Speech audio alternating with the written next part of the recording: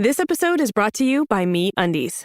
Underwear drawers are like the Wild West. You never know what you're going to pull out or what shape it's in. So upgrade your collection with the buttery soft comfort of Me Undies. Me Undies' signature fabric is as soft as a warm hug from your favorite sweater. Plus, it's breathable and oh so comfy, making it ideal for all-day wear. Get 20% off your first order, plus free shipping at MeUndies.com/Spotify with code Spotify. That's MeUndies.com/Spotify, code Spotify.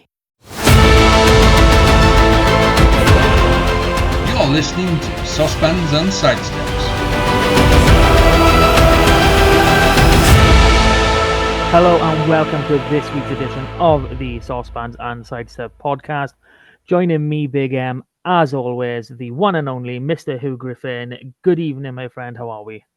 Good evening, Matt. We're back. We're back after a short break, or back as you can be for someone like me who is inescapable. So, hello everybody. I'm talking about the Scarlets today.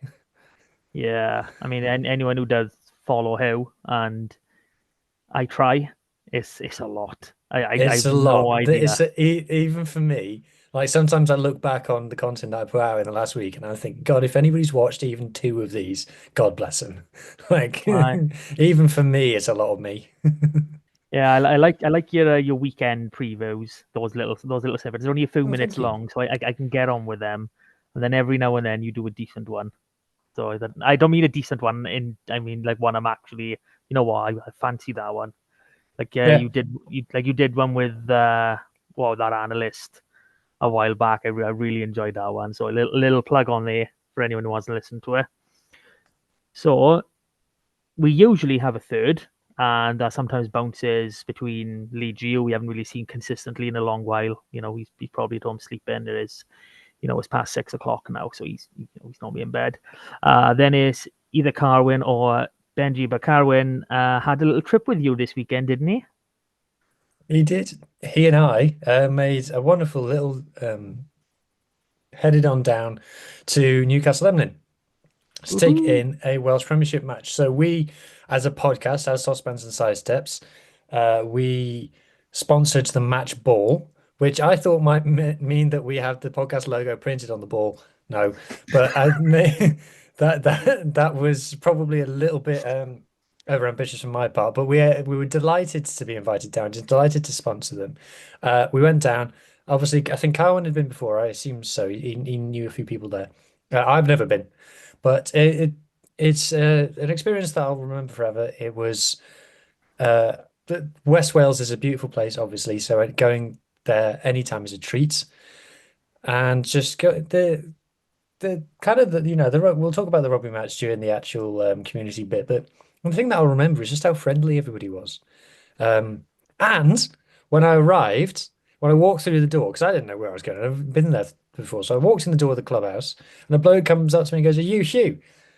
And I go, "Yeah." And he goes, Carwin said a bloke in a hat would be coming. So there you go. See, the hat thing works. It's not just something to keep my head warm. So there you go. But then the rest of the day was great. And if you'd like to see what I got up to, you can catch it on the vlog, which is on the YouTube channel right now. It's also on the TikTok channel. It's just over 3.5 minutes long. There was more footage than that, but it was just me rambling, so I cut it all out. And and like I said, I don't want to say like the rugby was secondary, because obviously it's not, but it's like you'll probably be able to articulate this a bit better, Mark. As a day, it's more about the community than it is about the sport, maybe. I don't know, is that fair? Yeah, I mean, Premiership level, I don't know. I think Semi-pro. people probably well, it's not quite. Well, it probably is for a lot of these players, but don't tell us to blow at you that. So, but it is very much still a community feel. It's like I went to a game last year when they were in Championship West. Premiership's just too rich for my blood, obviously. And yeah, it was the exact same feel. Then everything is community based. It's like a little hub. Like it's a date It every reminded me a week or bit so. of church. I went to church when I was a kid, don't go anymore, and it was that kind of a feel. And I And don't by mean like that, from a religious point of view. I just mean like this community coming together for the day type thing. It really is, and that's what majority of these clubs are like. Especially ones that go into the minis and junior sections as well. It's exactly the same. Like on the Sundays when you do, I've been to so many different clubhouses. On a Sunday, whether it's 10, 11 in the morning. You've had stupidly early kickoffs or whatever, as you do with the under sevens, eights, and everyone is just there. Everyone wants to engage. Parents, obviously when you've got kids running around everywhere, that's the main one. But it is very much your community, and it's your community hub. It is a nice centralized point, and I don't mean central as in location. I mean as in everyone can gather around a sports club, and it goes for other ones as well. But obviously, being in Wales, rugby is a lot more prominent. Yeah, and I kept the match day program. Yeah, So I've I got mine thought somewhere. I thought rather than review the Munster game, I'd just read this back to front aloud for everybody. What do you That's not reckon? that sounds good. To be fair, I'm happy with that. No, Maybe oh, not. okay, it was a No. joke. Oh, I thought he was being serious. Oh well, I mean, you just mentioned the. I'm not going to call it an elephant in the room. You just mentioned what happened slightly this past weekend. So yeah, do you want to talk about it? Because Well, the game that Brisson Thunder men plays, you mean, over in Ireland? yeah, that's the one. Uh, phew, probably the. So I watched this in the hotel after got back from Newcastle Emlyn, and probably the least fun game of the season so far. Yeah, Probably from a Scarlets point of view. I mean, I think from anyone's point of view, this was kind of a meh sort of game. It never sparked, and but barring Page's try, which we will come on to, there was nothing that really gave anything. It was just both sides were going through the motions. Ref was terrible, as everyone who's even read a match report will know. But yeah, just it's one of these games during the 6 weeks blocks, and it just didn't hit the strides that it would have done outside. When teams have actually had a few games on the bounce to hit a bit of form. This one of the main reasons why I'm missing having that extra competition. But yeah, it is what it is. We got to deal with it. But Mm, at least we don't have to wait too long to the next game. yeah. I don't know. Do you think 29 points to 8 flattered Munster? Very, very much. I mean, two of their tries were very, very soft. One of their tries was, let's be honest, that the tap there never was, and then another one I haven't seen a camera angle showing a grounding or even a possible grounding. So I'm not saying we would have won the match in those circumstances. Obviously, it's a different game, whatever. But there's just a few moments where you're like, really? Because I it was a just lot. It wasn't was a lot closer. I wasn't that impressed with Munster, considering that they're a team I expect to finish top four. Um, I haven't done the URC rewind this week, so I haven't been able to kind of speak on them. And we're here to discuss the Scarlets, not Munster, but they're obviously they beat us 5 tries to 1, so it's all very well me saying this. They're a bit last week, aren't they? It's a bit like they're not the best watch I've ever seen, and there are things about their game which are so like there's things that we do where I'm like we're kind of more up to date than them. I feel like just in my own biased view of it, like their attacking line out is pathetic. Like their driving maul is powder puff, even if they do manage to catch it. Like they ain't gonna win nothing until they sort that out. And just generally, like from open play, I felt defensively we were comfortable. It's only when, we gave away a penalty and gave them a platform within 5 meters of our line and they pick and go, pick and go, pick and go and drive us over with their, fair enough, superior physicality, which is what they did have. Um, but if it starting from a long way out, I felt like we had them covered. And Yeah, I'm 100% with you until go within, let's see, probably five, like 10 meters of our try line. less It than was that, I think like 3 meters is the furthest any of their tries came out from. yeah, it was like really, really comfortable, and you just say going, Yeah, in Munster are not really showing anything to really get over the line. If once, like you said, once they got into those final few inches, really, that they have that ability to batter, batter, batter. But yeah, I mean, if I know people have tried to go online and make a lot of the defensive stats.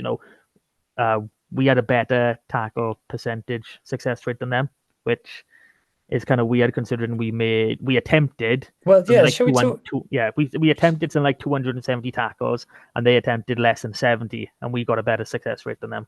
So Well, should we that's talk about fun. the stats? Because in a lot of games, they say like, "Oh, lies, damn lies, and statistics," but never have I seen a set of statistics reflect a game more accurately than in this game. So, I'll bring it up in a second. So just picking up a through. Do you know what went wrong in this game, Mark? Do you know what went wrong? We didn't have the ball. We didn't have the ball. Correct. Yes, it's very difficult to score points in rugby if you don't have the ball. So It's also very difficult to score points in rugby when you're trying to kick for the posts all the time. yeah, we'll come on to that in a second. But so 22 entries. So right, so I did a preview thread on the Saucepans and Sidesteps Twitter, which went down quite well, I think, and a few Munster fans appreciated it. So shout out to any of them are tuning in. They One of the stats that jumped out to me was 50% of their 22 entries against.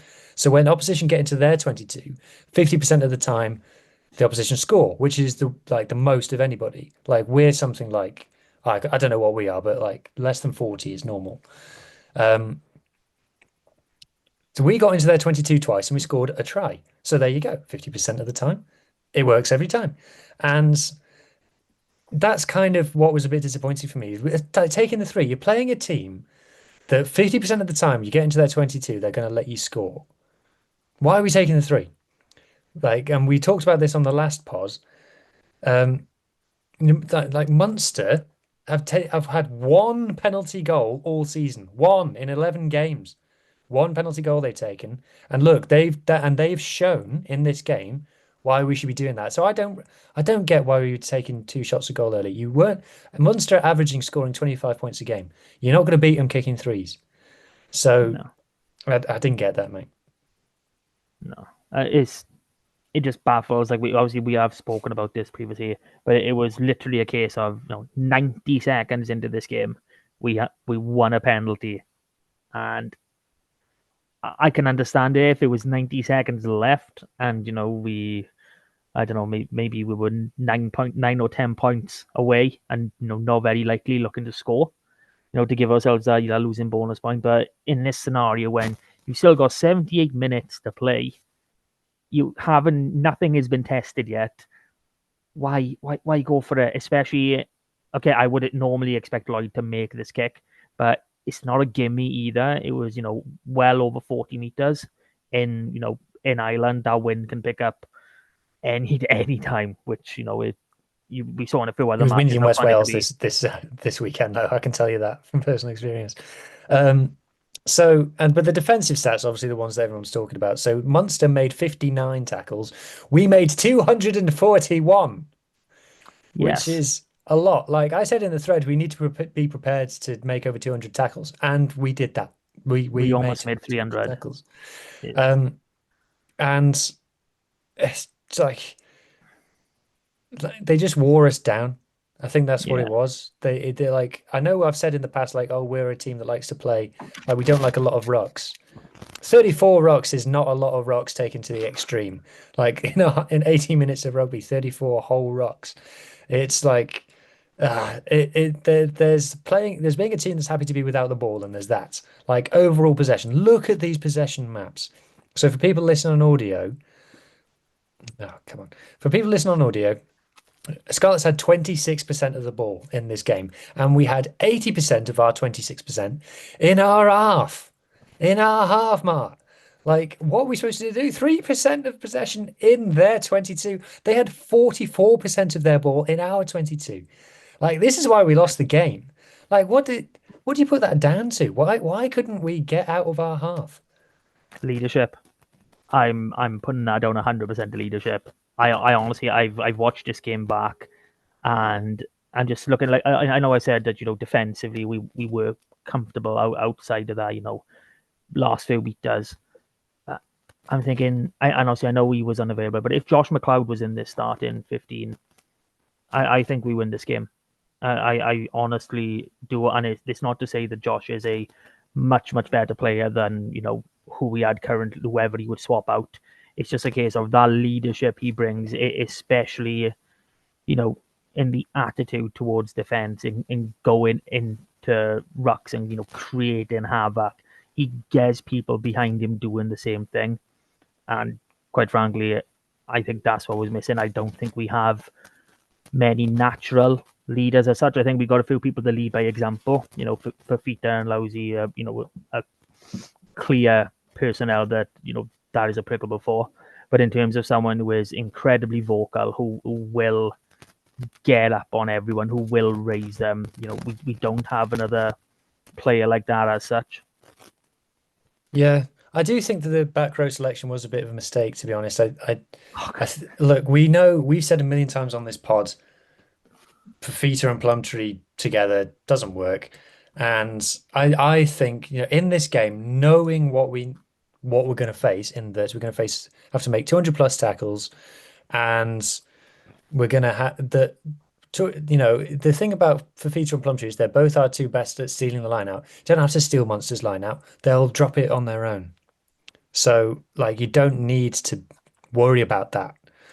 So why not pick the Max Douglas at 6, which has always worked every time that we've done it? Have that extra physicality, and then bring Plumtree or Fafita, whichever one, off the bench as an impact player. Probably Plumtree in this particular game for this particular opposition. For me, that would have been a better choice.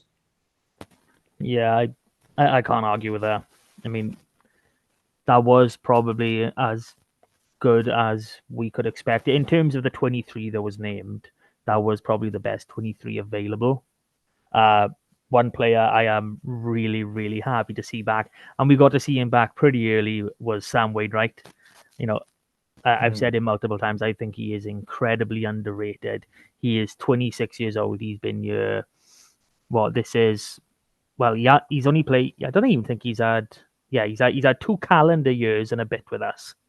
And quite frankly, his treatment by Wales management is another thing I'm annoyed at. But personally, for him, he's a brilliant person to have to bring on, especially when you need your scrum to be sorted a little bit. Archer Holtz, he didn't look right from the get-go. So having Sam back, I mean, that I know Gabe Hawley has done really well with what he's been given so far, but this is still his first year of men's rugby. We can't be expecting too much from the kid this early on. So having Wayno back is unbelievable. And he showed exactly how good he can be. He was instrumental in keeping our own ball at the scrum. Yeah, what did you make of this scrum battle? Let's talk about the scrum battle, because we got on the wrong side of the referee probably for the first time this season that we've seen us conceding multiple scrum penalties. Where did that come from? Because like I said, all season that's not been the story that we've been seeing. I think that's one, being in Ireland, and two, having a ref that's not, I don't want to say not competent, because obviously he's got to the level he has for a reason. He's done hundreds and hundreds, probably thousands of games at other levels and up to this. But there were so many calls at that scrum that I really didn't understand. Like I got myself a little book. Well, I had a little book anyway. But I've gone through like the first. Well, any time it was a Munster scrum, it was either we conceded a penalty or they had clean ball. That was, and I've only gone back over like the 67 minutes. So if there's anything in the last 12 or 13, I do apologize in there.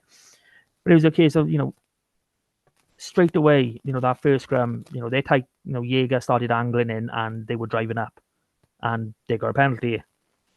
Then it was, their second scrum where Kemsey Mathias got penalised. Both sides go in, both the Kemsey Mathias and Jaeger both go down same time, exactly same way. Should be a reset. Mathias got penalised, which I'm still scratching my head out. Then we had a scrum there. Loosehead pulls it down. there was no call made, and that was when the wonderful referee decided to stand in front of Kodo as he tried to pick a ball up. So that's fun. There's another one where Jaeger overextends. He just resets it. He does the exact same thing again, and Matthias is penalised for hinging.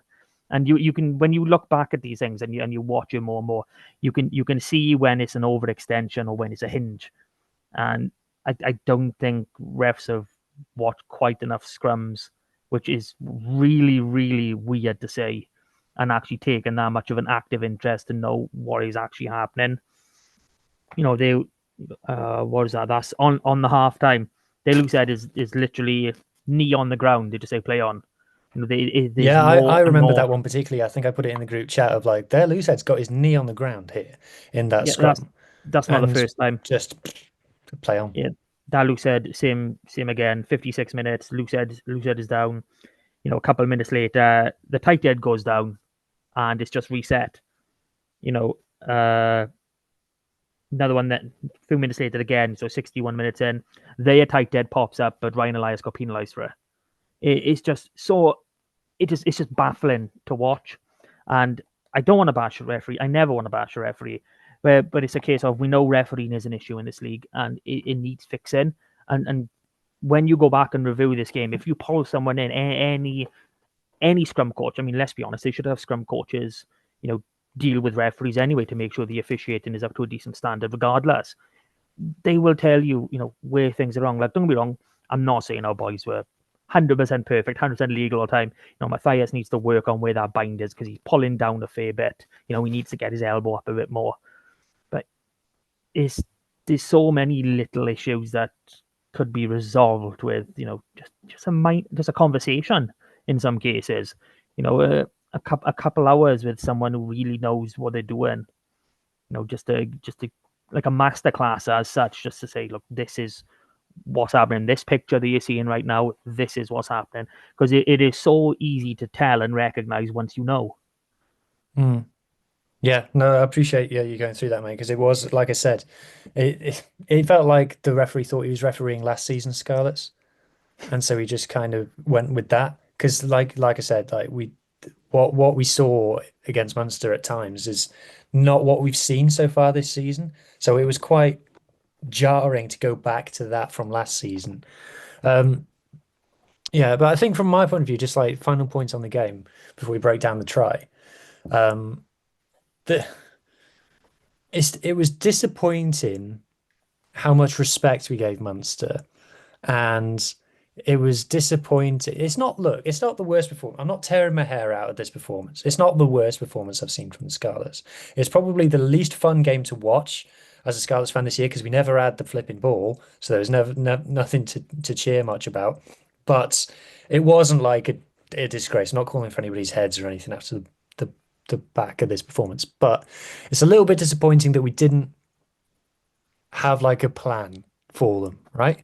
It's a bit like I said, I did a thread on what Munster are like, and most of what I said in that thread happened in the game. Like 200 plus tackles, needing to score, they'll concede if we get into their 22, etc., etc. It all happened.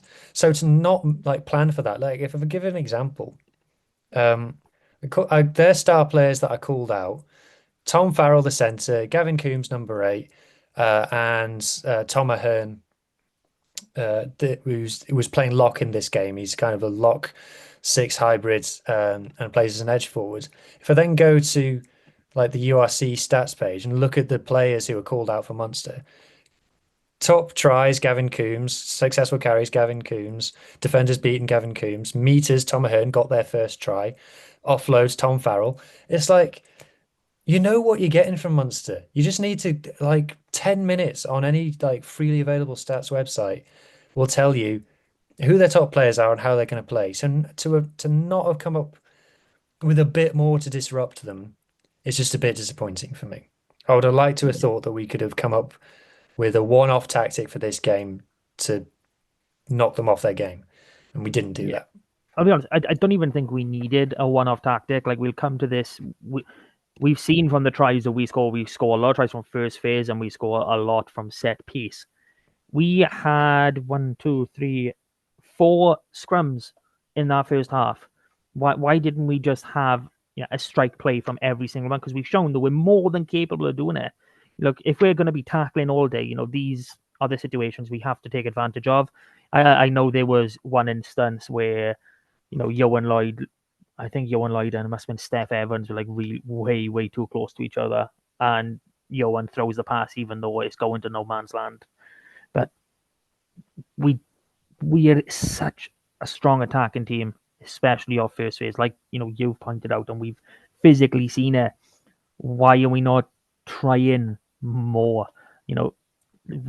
At the beginning of the game, we take that first kick off. We move it to a side. We get Ellis Mee on the edge, and he makes a beautiful kick. And that is a feature of Ellis Mee. He's brilliant at getting on the outside and putting in a lovely kick downfield. There's only one moment in this game that I'll be critical of it, and I'm not going to mention it because I don't want to. But he is a brilliant player for getting rid of ball, and I love him for that. So I just don't understand why we're not trying more. We've obviously I think this is like the 5th or 6th different first phase try we've scored with a different play. So we've got plenty in a locker. Should we talk about this try? Because it's another stunner. It's a classic case, continuation of the Scarlets try of the season compilation is going to be amazing, but also short. So take it back to the start here. So it's a scrum, our put in our own half. So it's a try from our own half on first phase. Very Scarlets. That is obviously the tram line. So it's just beyond our own 10-meter line, far on the left-hand side of the pitch as we attack. So the ball comes out and it's picked up by Fafita. So Caldor's running around. So Fafita's playing as the halfback here. And then Caldor's coming in to play as the 10. So they come round there. That's Johnny Williams there running another out to in line. So our centre is really good at running these outs to in lines, occupying defenders. And to be fair, if you watch Munster, none of them really buy it. So if I play it on there, same again. If I play it on there, so you can see there's 3 Munster players. So I can't remember if it's Freddie or Billy. Billy Burns. He's got his eyes on Cowdor, but again they've not really bought it. Joe Roberts is coming in here on another out to inline. Again, we've mentioned this about Joe a couple of times. Doesn't sell it with his hands. For me, he needs to have his hands up there. He doesn't look like he's receiving the ball there. So he doesn't really occupy many defenders. So the ball's gone to Johan Lloyd now. Kind of what you mentioned a second ago there, Mark. Steph Evans very close to him. So I don't know. I'll bring you in here for your opinion. Is there ever an option for them to get Steph through this gap, or for Johan Lloyd to take on this gap? That gap, no. Steph, no either. If anything, if it's not going to Ellis by year in what is a speculative pass at the best, it is literally a case of, obviously you can't see what I'm doing, but it is right in front of Johan and Steph. You got to do it is literally Johan hitting the first guy in the black scrum cap and trying to offload soft hands and put Steph in between them. That's the only option you've got over there. And to be fair, the Munster defender is flat-footed here. So he's now rooted to the spot. He's just got to wait to see what the Scarlets do. And Johan Lloyd is going to pass it to Ellis Mee here, who works wonders. So we'll get to this. So first of all, if you watch this, this is not a great pass from Johan Lloyd. It gets there, but if you look at how he's had to take it there. So I'll see if I can pause it on the right moment. See how he's had to take it there. He's bent down low and he's reached out. He's worked a miracle already to take that ball, and it only gets better from here. So the Munster defender's on him right here. He is essentially tackled already, but play it on. How quick he's done that. That's literally just that's a frame. In a frame, he's taken the ball from 2 hands down by his knees. His ball is now in his far arm from the defender, and he's got a fend out. He's done that so rapid, and he's done it whilst bent over. I guess this is an advantage of being that tall, that whilst the defender's coming in towards him, because he's so tall, he's already got his arm at a height which can make an effective fend. So he continues by there, And then he's still getting on the outside of the Munster player here. And then he gets the out the back chicken wing offload to Max Page. And can we So just say that this is an offload because he's being tackled as he does it? yes, this is an offload. Counts as an offload. So Ellis Me, you've made this try. Like 100%. normally, right, when you'd say like someone's got a try assist and the bloke who scored the try has run 65 meters, like you say, oh, there's a cheap try assist. No, without Ellis Me, this try don't happen. So the ball gets to Max Page here. And Max, go on, this mate. this is a Foxy inspired try this Oh, weekend, I isn't was it? going to call it the Foxy Fend. I had that planned. So Max gets the ball here again, gets the ball to his outside. Again, The power he's here. Wow. essentially tackled already. But no, don't argue. See you later. I'm not interested in whatever you're selling, and just gets away from him. Fantastic power. So running down the touchline here, and then this is pure finishing. This is pure youthful exuberance. You could call it arrogance. You could call it self-delusion. Whatever it is, it works, and we need to see more of it. So as soon I'm watching this live, and I'm thinking that you got to chip him on here. And a lot of players, a lot of wingers wouldn't try this. This is a lot of confidence here. And that's what I'm talking about, the difference between arrogance. It's like a centre forward in football. You need to have that arrogance about you to even try this. And it's a great thing. So he chips him over, sends him for a bag of chips in the stands. The Munster winger does try to just Check just him. just try to offer him a little cheap shot there, but he goes around him, not interested in that, and then he burns the covering player on, and then it's a clear try, and there's no reason to check anything else about the grounding. So that brings us on to it. So again, we got our money's worth out of this game, I suppose. We got to break down a fun try mark, but that brings us to the debate that we've been having about Max Page all year, and that's, is he in our best 15, and if so, in what position? No, he's not in our best 15.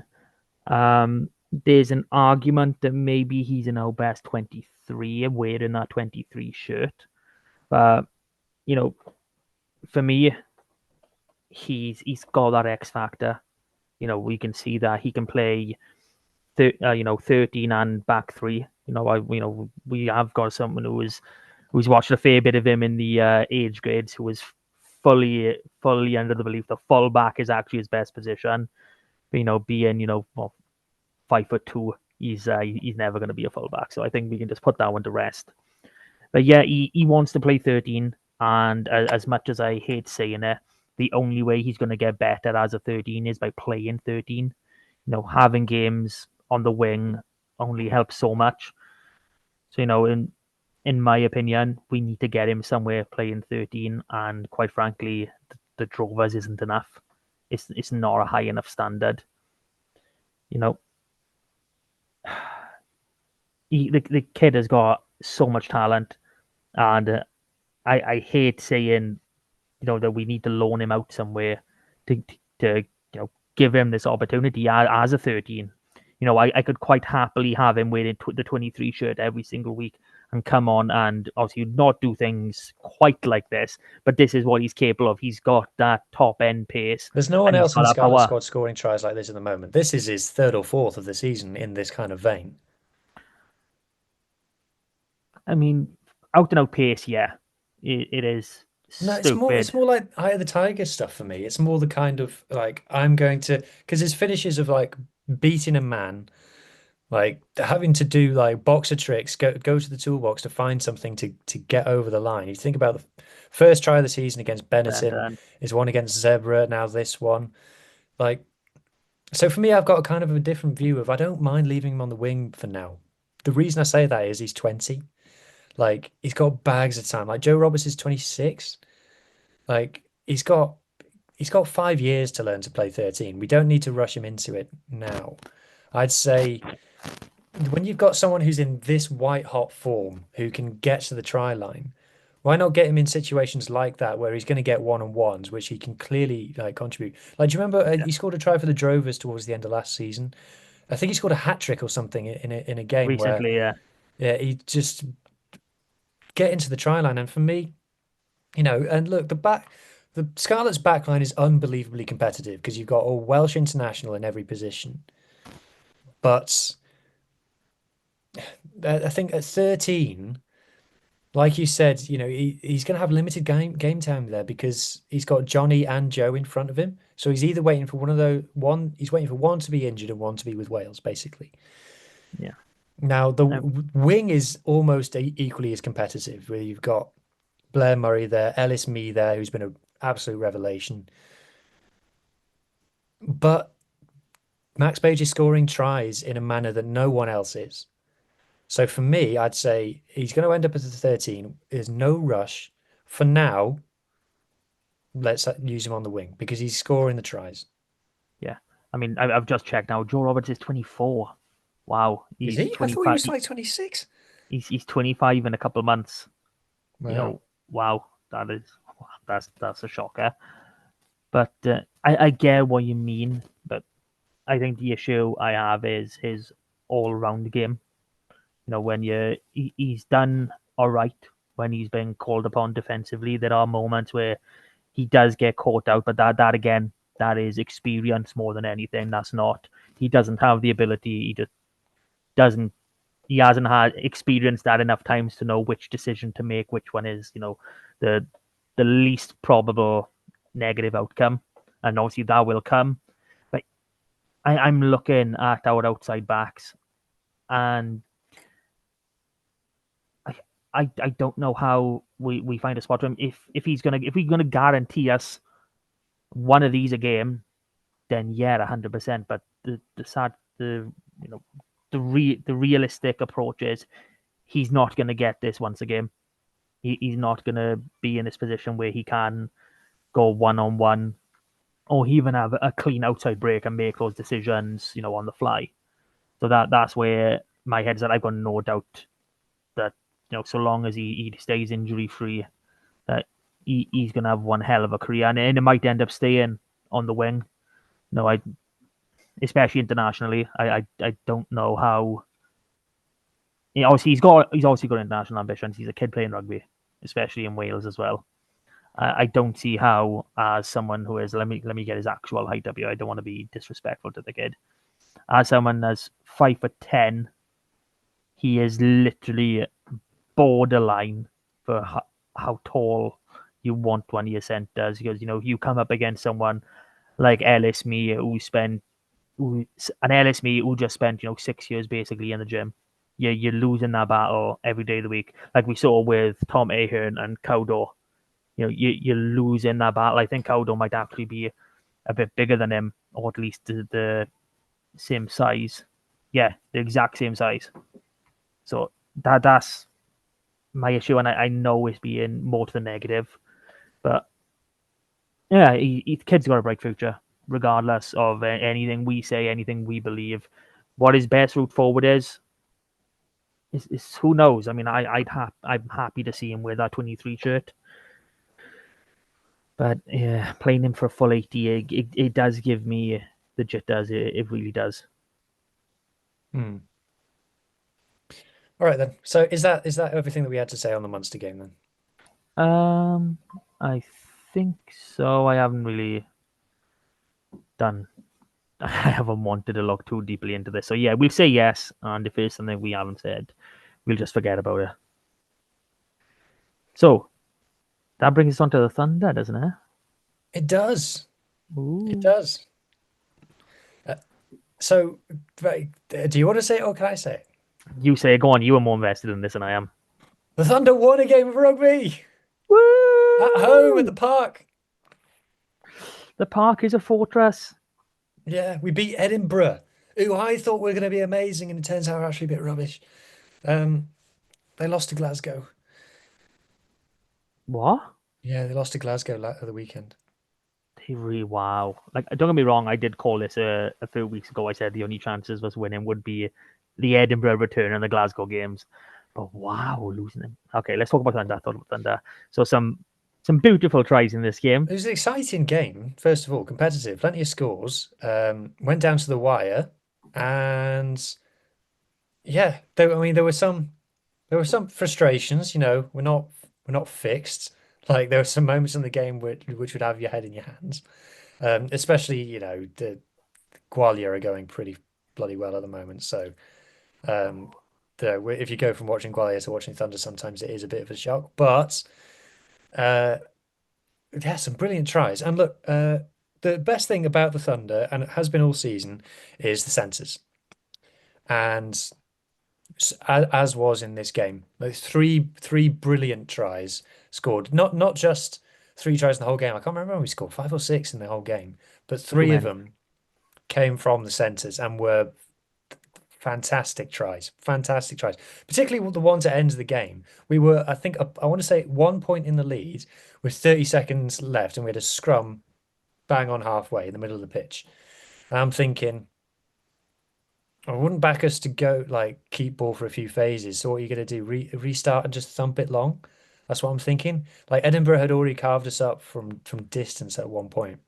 So I'm thinking just kick it long. But no, they play, and gosh do they play. The ref says use it, and by God do they use it. It goes to the wing and down the touchline, inside, outside, beat you, beat one, beat everybody, over the try line for a score, and just fantastic. Absolutely delighted. Yeah, the centres, all of the centres were fantastic. All 3 or 4, however many we used in this game. And Hannah Marshall, I think, has to be the 10 moving forwards. She's not got the all-round game yet. Obviously, still a very young player. However, she makes things happen and she tries things, and she doesn't want to be one of those tens that just kind of like lets the game happen and goes, oh well, didn't have the platform or whatever. She's like, no, give me the ball. I'm gonna make something happen here. And she does that every time. So I like that. So yeah, very Happy happy days. watching the game. Happy days. So that brings us on now to next weekend. So they welcome Clovers to the park.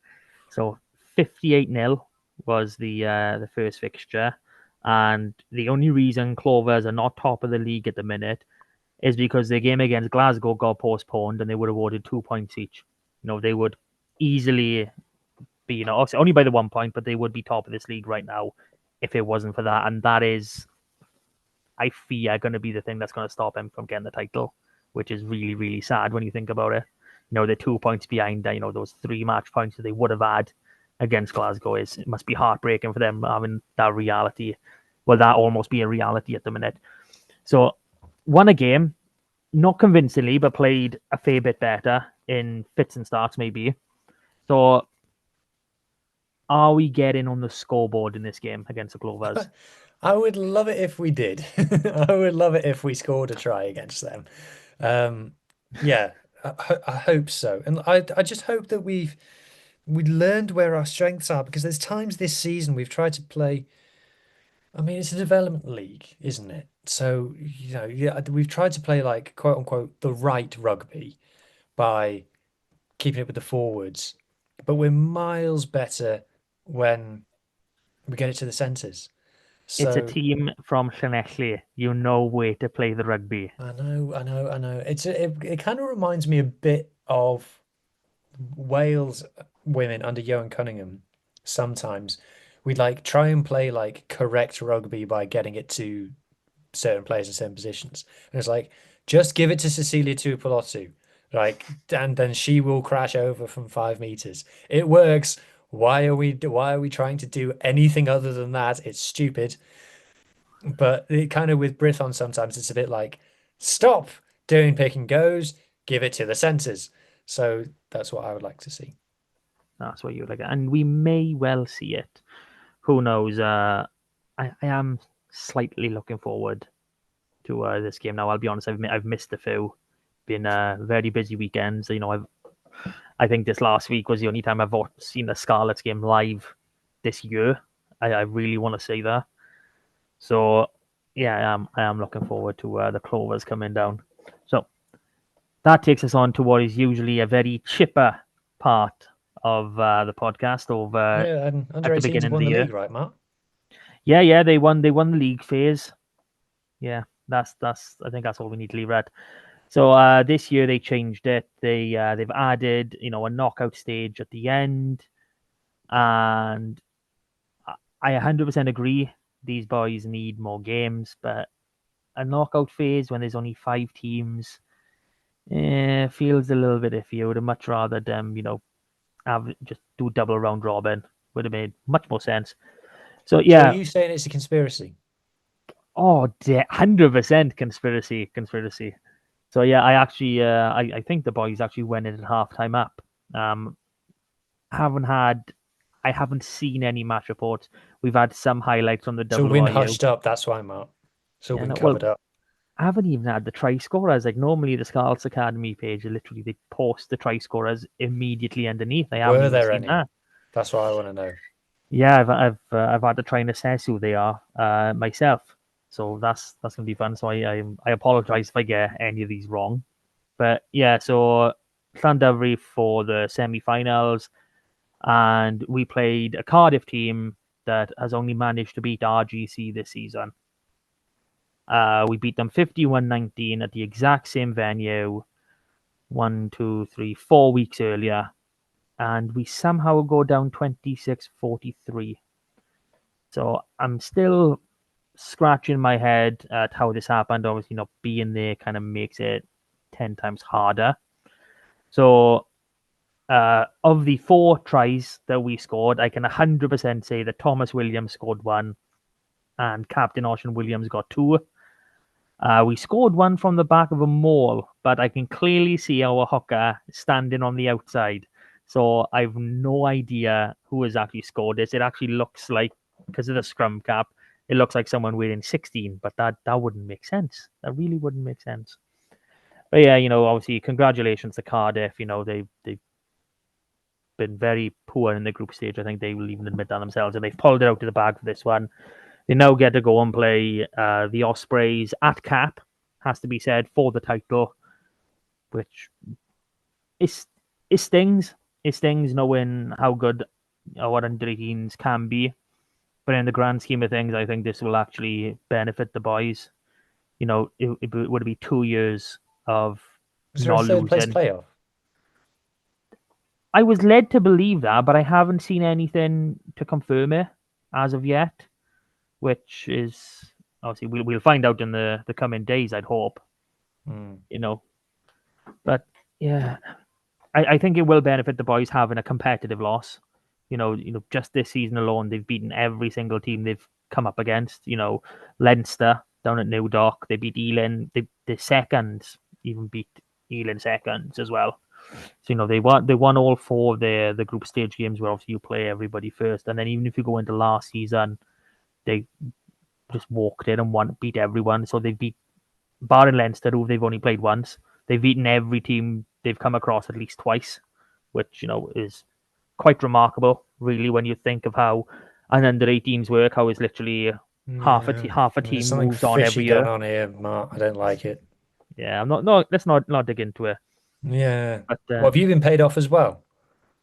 oh, maybe. I've got something in the post that's coming. It's apparently very nice.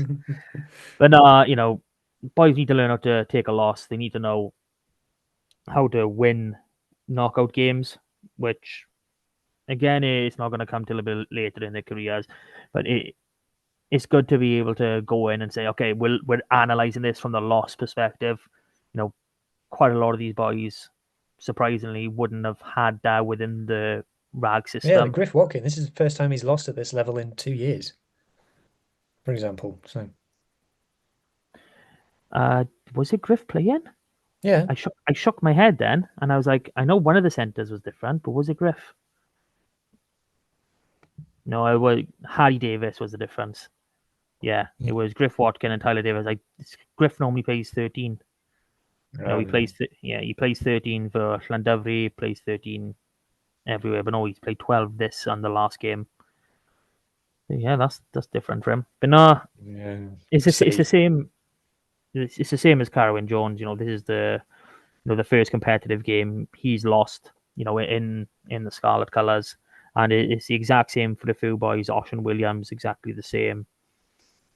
But yeah, those boys we've named, is going to be interesting to see them now over the next few months. What happened? Ocean Williams has already stepped up with the Quins once.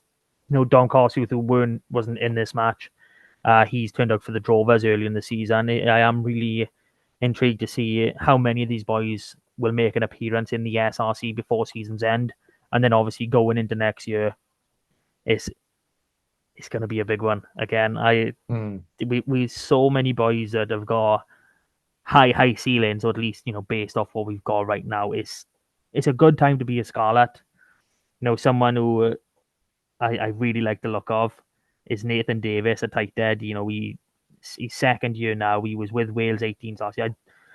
I hate this January to December, age grade cut off for national squads. It's doing my nut in. So I don't know if he's going to be, with Wales 18s again this year. But if he's not, he's not.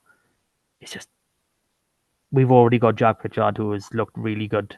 First year 20, like he looked awesome last year. I would say he looked awesome with Scarlets. He looked awesome with Wales 18s. Proper scrummager, looks the type as well. And we had Nathan Davis behind him last year doing the exact same things, and he's doing them more. I am really, really excited watching these boys. I'm so intrigued to see where they're going to go, how they're going to bed them in, because there is a lot of boys that are going to be moving up to senior academy contracts, I should say. If we look at this under 18 squad, include last year's, we're talking almost 20 boys getting senior academy contracts. So, we've got year 1 and year 2 boys have basically filled a lot. So it's going to be fun to see how this works out. I'm really excited for it, if you can't already tell. I can. You can. Anything you want to add, buddy, before we go on to the greatest part of the podcast? No, I think it's time to get onto the community game. It is time to get on to the community game. So give me about an hour to work it out. Boom, I'm quite quick today. As long as it works. Has it worked? I'll be back. Is he genuinely gone? Oh, that's terrible. Terrible. Okay, so we start in the SRC Cup. So Llandovery travelled to RGC in what was basically a decider. RGC won both their games up to this point. Oh, he's back. So Llandovery decided to basically run riot up in RGC, 61 points to 20. Oosh. And who's that on the scoreboard? Tian Sparrow. What a surprise. First start for Llandovery, and he's on the It's scoreboard. over for everybody else. Except it really us. is. It really is. So yeah, boys we had involved in this one in the 15. We had Ed Scragg, who's been an ever-present, Tian Sparrow, Cian Abraham making his first start of the season back from injury. Happy days. And Tommy Lewis making the switch from the Quins to start a game at 15. I don't know if that's a sign of things to come. But there's a nice little highlight. He played at fullback for the Quins last season and only featured on the wing for us. Yeah. So there's a nice little highlight of a coast-to-coast try, it's actually said in the video, that Tommy Lewis actually starts from deep in his own 22. So, well done, Tommy. So, and the other player we had involved was the young loosehead Tom Phillips off the bench. In the other game, Carmarthen Quins travelled to Newport and went down 47 points to 26. Got a bonus point on the Newport. That's some good going. Newport, good team. Newport are a good team. They are a very good team. So boys who had involved in this one, everyone in the 15. We had Isaac Young, Keanu Evans, Rodri Lewis, Ellis Payne, and try scorer Gabriel McDonald. I think Gabe is having a very, very impressive season. He's getting a lot of game time.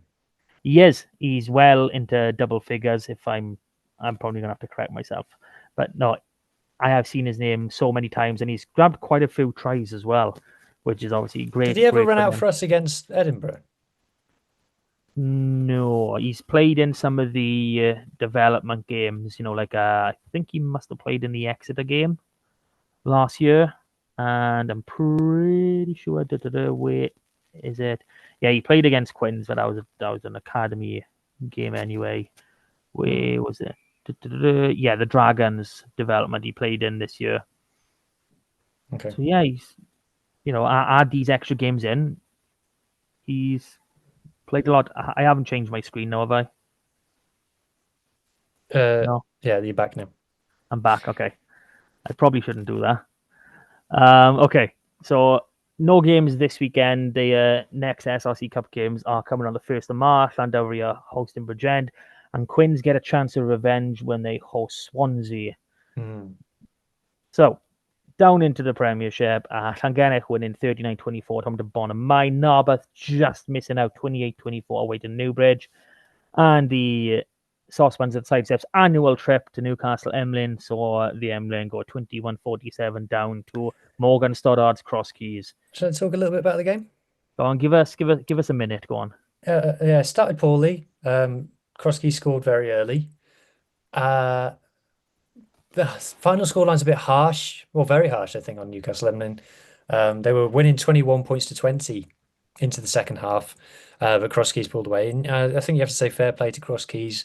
They played some good stuff. The pack, I thought, went well at the set piece. A couple of driving mauls from a long way out, and they looked very clued up between the backs. So, but the better team won, I think it's fair to say. But Newcastle Emlyn,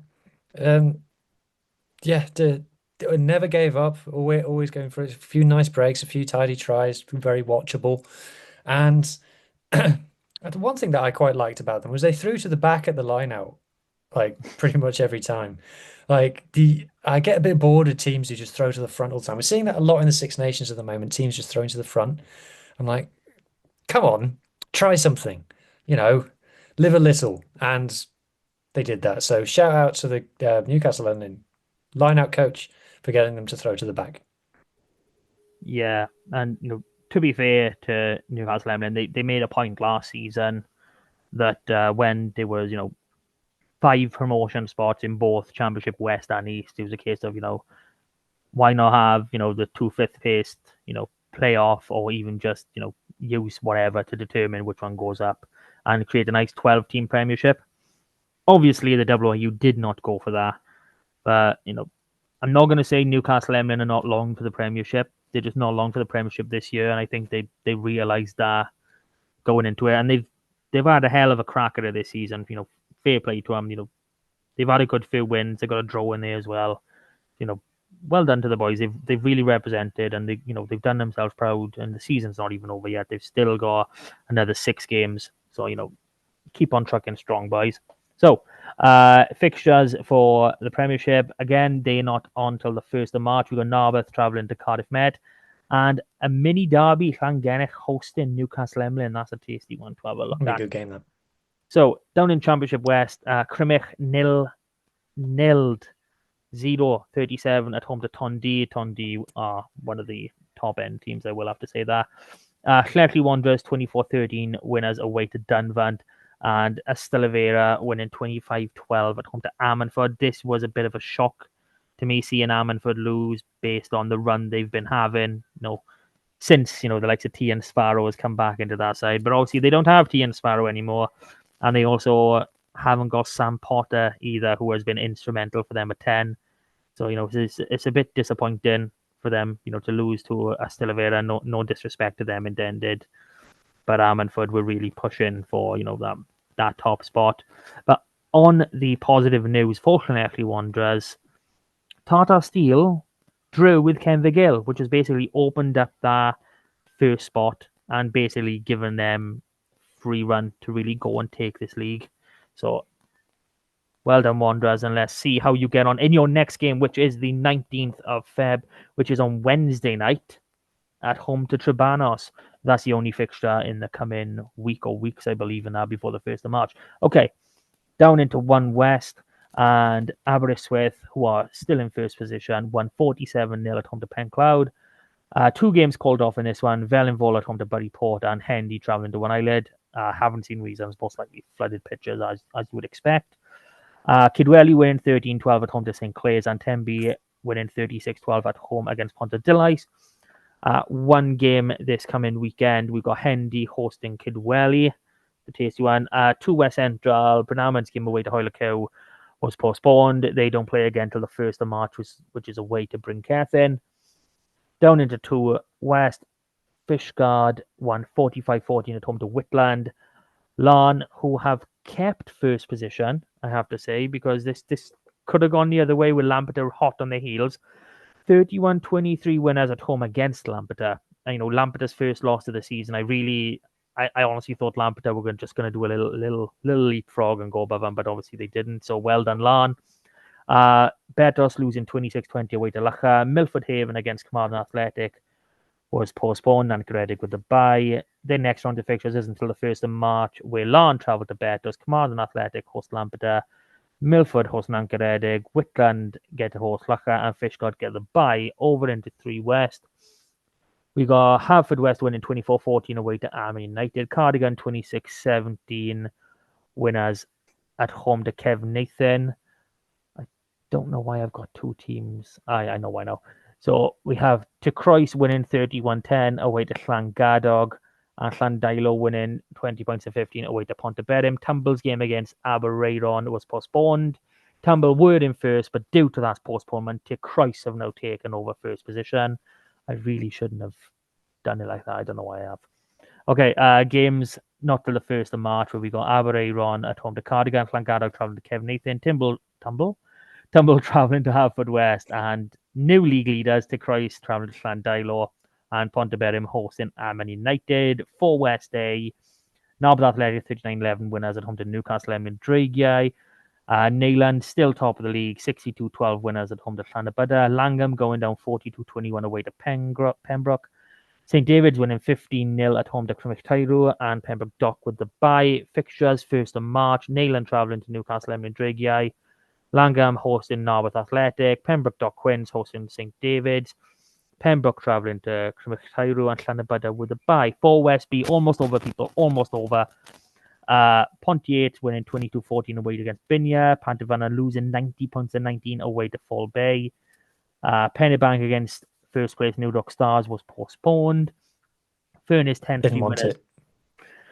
Furness 10-3 winners away to Tregaron. Trimsaran against Llandibby postponed. I do know this is because Llandibby couldn't raise a side. Not great. Anyway, their next game's 1st of March again. So Trimsaran travelling to Binya, Furness hosting Pennybank, Llandibby hosting Fall Bay, Tregaron heading to Pantavanna, New Dock Stars still in first place for the second time I've said it. Travel to Pontiac. A couple of cup games to go through in the youth division. So Carmarthen Quins in the last of the WRU Cup quarterfinals went down 13-18 at home to Gleneath. So, unlucky for them, but they do have a local, I want to say cup. They do have a local cup competition to look forward to anyway. And in it's Pembrokeshire Plate, but I call it Kerry Pem's Plate. Crymych won 34-12 at home to Aberystwyth, so they get to travel to the final. So well done to those boys. I will now stop sharing. That's the end of community. I know a few more of these places now. I've been on my drive all through West Wales. Yeah, you've started picking them up, have you? Yes. On the way back we took the scenic route back from Newcastle Emlyn, so we stayed in Cardigan and then went up to Aberystwyth. Drove through Abereyron. Beautiful place. Absolutely stunning. I want to go. I've always wanted to go to the Sevens they host in the summer. I almost went last year.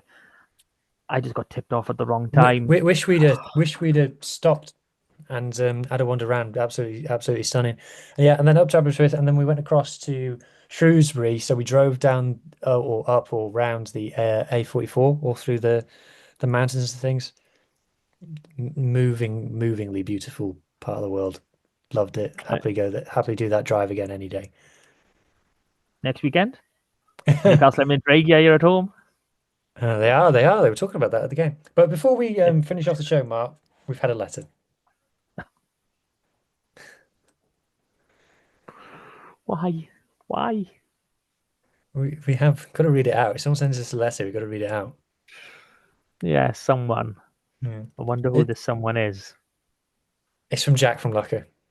No, I would never have guessed. JFL, what are you doing, bud? He says this.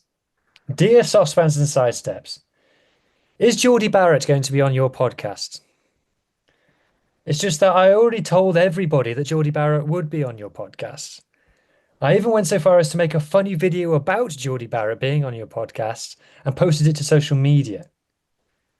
If Geordie Barrett is not going to be on your podcast, that'll be highly embarrassing for me. And my children will never trust me again. Yours, Jack from Lucker. Well, I know exactly what this is referring to. Do you want to share to the people? Can you just... No, there's no need. Can you just confirm, is Geordie Barrett on the podcast? Are we going to pull not. him out now? Has he been waiting? Has he sat patiently through the community section and he's waiting to jump out and give his thoughts on to Croyce's latest result? I mean, he is waiting to jump out, but he's currently in a cage, and if I let him out, he'll probably do a runner. So, yeah, nah, he's not coming on the podcast. As far as I'm aware, we will try. We always do endeavour to try, but I don't think Leinster like responding to this crazy guy from Wales. His emails all the time, like, "I want to speak to Geordie." Ah well. Is that it, my friend? Have we done? Do we have anything else to talk about? Well, we shall not be speaking to the people again until post Ulster. Yeah, Got to beat Ulster. they're crap. We're away in Ulster, and you normally think Welsh region travelling to Ireland. Zebra have just gone to Ulster and won. Ulster are crap. that is embarrassing, and you can't defend that. I'm saying this. Have we ever lost a Zebra? I can't say we have. I don't think we have. Head. I'm not Definitely not at Googling home. now. Yeah, so even losing to Zebra is terrible at home, especially. Yeah, also But, just gone out to Benetton and lost. That's what I'm going to say. This was Zebra have won 2 away games in a row, but we're not playing Zebra. We already beat them. Yeah, we've already beat Ulster. Zebra rather comfortably as well at that. Obviously, Ulster. Zebra did go to Edinburgh and get that result. So well done for them. 22-17. Yeah, I want to say yeah. Yeah, but Ulster are not in a great position. But I'm not gonna count my chickens yet, because there was another team that we were playing that were in a very similarly terrible position, and then they had a coaching change and decided, we're gonna just sneak this one at the end. They paid a few boys back at the end and all that. But yeah, so long as nothing happens at Ulster over the next 12 days, there is no reason why we shouldn't be coming back from Belfast with a boatload of points. Yeah, just don't respect them. Like, just go for them. Like, don't go like, we're away in Ireland, just kick the 3. Let them have it. They're rubbish. Can we just say this now? Stop kicking the 3 unless it is literally last few minutes of the game. I'll take 39th minute at the end of the first half when you've been knocking on the door for a bit and haven't been successful. I'll take that. But outside of those, stop it. We've seen you score first phase tries from your own half now. Stop taking the 3. We've seen that multiple times. But yeah, and you're giving Johan Lloyd all the kicks. You're making him being top scorer make people think he's a decent 10. Like, I think the guy's a decent player at 10, but that's as far as it goes. I would much rather see tits in that 10 shirt, but that's another story. Yeah, stop taking the 3, go to the corner, maul them to death, give Marner some tries. Josh, take a back step if that does happen. And yeah, that's all we can really say. So, yeah, Josh, fresh hamstring. Don't even look at it. that's where his damage is. All that extra forcing of pushing over. Scoring all these tries is. I reckon Marnus has kicked him in the calf. Yeah, I can see it now. They were practicing and training. Josh took the ball at the back of the ball. Marnus came in behind it, and his knee just slowly went into that hamstring. Yeah, he's just going. Oh, sorry, Josh. Sorry about that. Didn't see you there. Why were you there, Matt? Oh, you're gonna have to miss the next game. Oh no. I'm sorry about that. All right, at least we get to finish with a bit of a smile on our faces. So, as always, thank everyone for listening. If you've enjoyed, or even if you've made it this far, like, share, subscribe, show a friend, anything.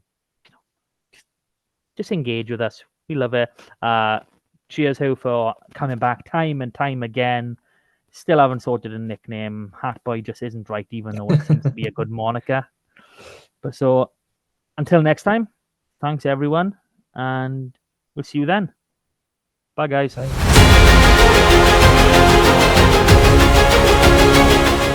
That was Saucepans and Sidesteps.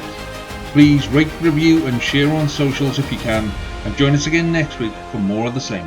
And until then, enjoy your rugby.